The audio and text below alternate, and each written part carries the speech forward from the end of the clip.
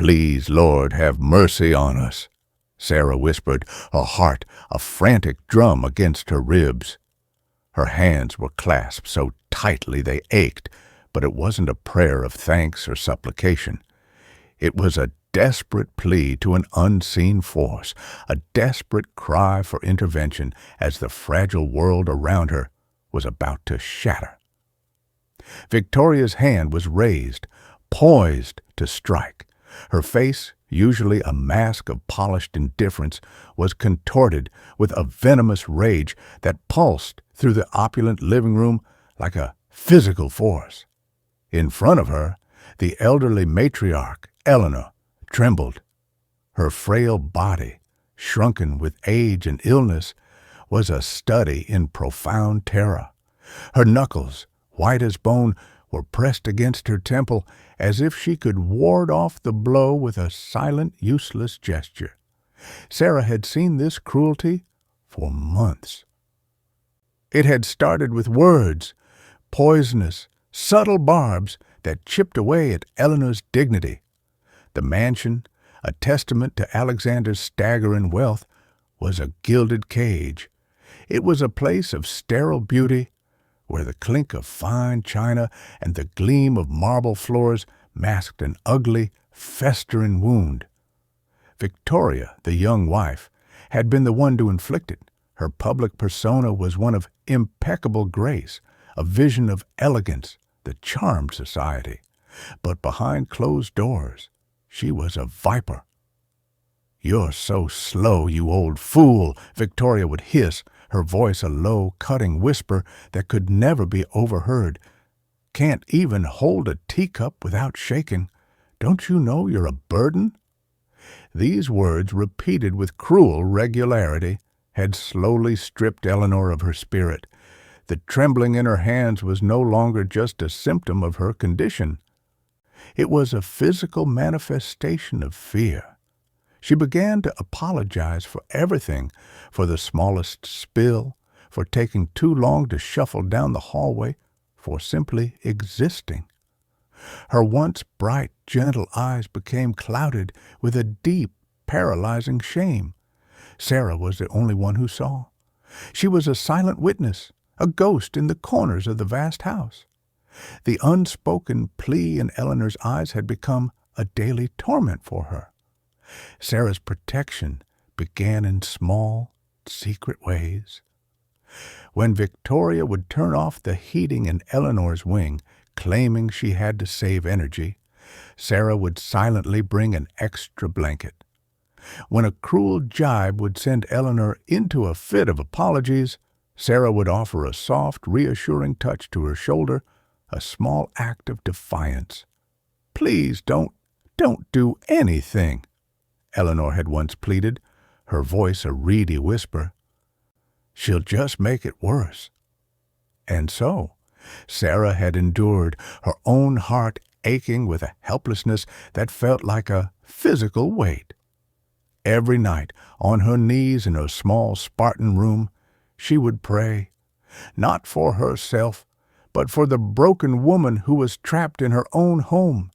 She prayed for strength, for peace, and most of all, for an end to the silent torment.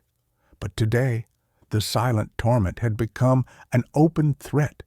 A misplaced vase, shattered on the marble floor, had pushed Victoria past the point of verbal abuse.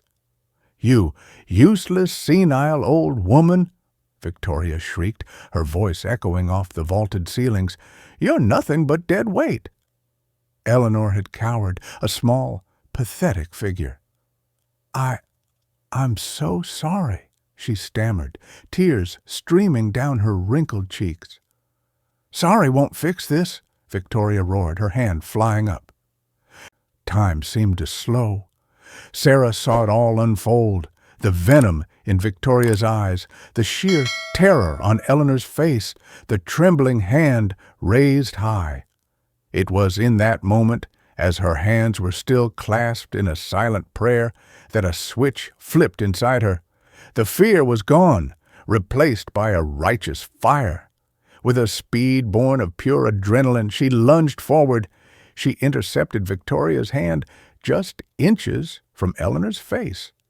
The slap of flesh on flesh was not a blow, but a block, a sharp, decisive barrier. "No!" Sarah's voice was a primal scream, a raw, furious sound that shattered the polished silence of the mansion. "You will never touch her again!"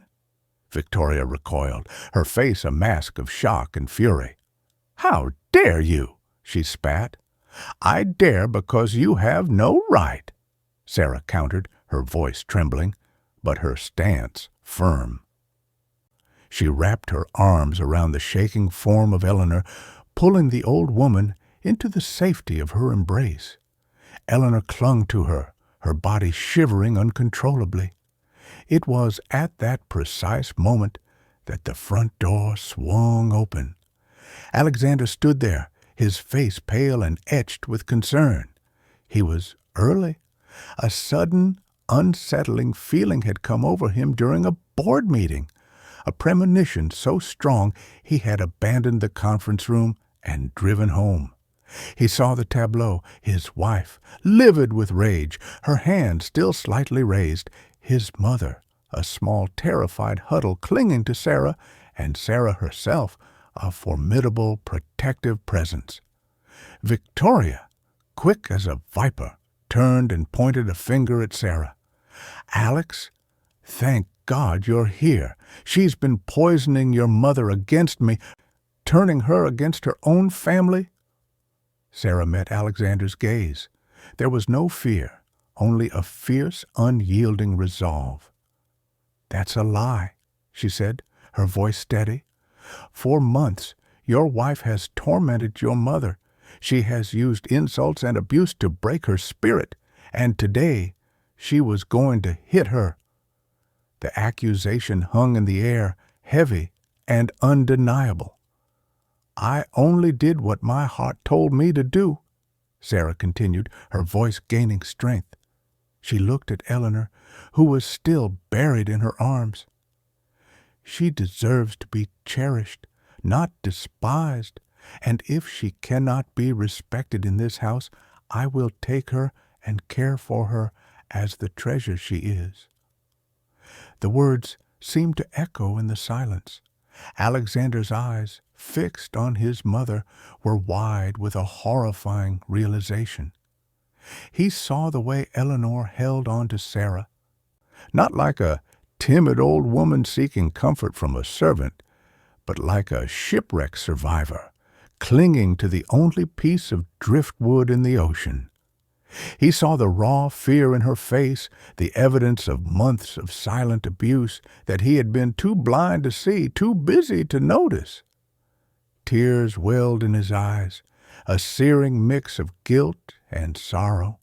He knelt down, reaching for his mother's hand. "Mom," he whispered, his voice cracking, "I'm so sorry. I didn't see what was happening right in front of me." He looked at Sarah, then back at his mother. "From now on, you will never be alone. Never." He rose and turned to Victoria. The love, the adoration, the blindness that had defined their relationship was gone, replaced by a cold, glacial contempt. "Pack your bags," he ordered, his voice flat and emotionless. "You will never raise your hand in this house again." Victoria's carefully constructed facade crumbled. Her face, a moment ago a mask of fury, now registered stunned disbelief and then a simmering rage. Without a word, she spun on her heel and strode out of the room, her high heels clicking a final angry tattoo on the marble floor. Sarah, still holding Eleanor, braced herself for the reprimand she was sure would come. She had defied her employer, a millionaire's wife. She had broken protocol. But instead, Alexander's hand, so much larger and stronger than his mother's, settled on her shoulder. "Thank you, Sarah," he said, his voice thick with emotion. "You did what I should have done. You saved my mother. I owe you everything." Sarah looked at him, her eyes still tear-filled. I only did what my heart told me was right," she replied. In that moment, Eleanor looked up, her face no longer a blank slate of fear, but one of wonder. For the first time in a long time, she felt seen, she felt cherished. The gilded cage had been broken, not by wealth or power, but by a quiet act of human kindness. And Sarah, who had been an anonymous servant, became the true heart of that house, a symbol of loyalty and compassion that had brought a lost family back from the brink.